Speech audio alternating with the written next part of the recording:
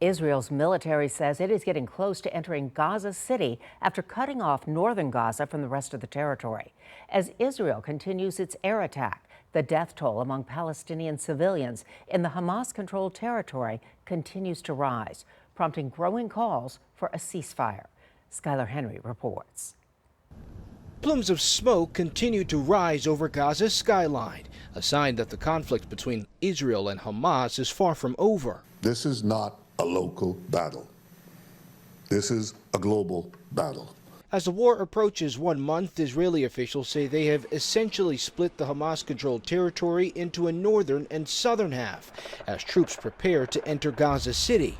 There is no substitute for victory. We will defeat Hamas.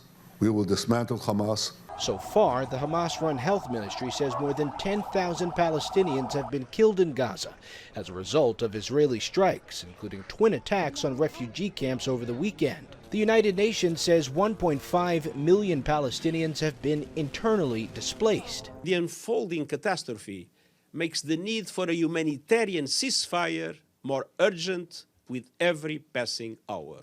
President Biden spoke to Israel's prime minister in a phone call on Monday, underscoring the need for a pause in strikes to get more humanitarian assistance to civilians in Gaza.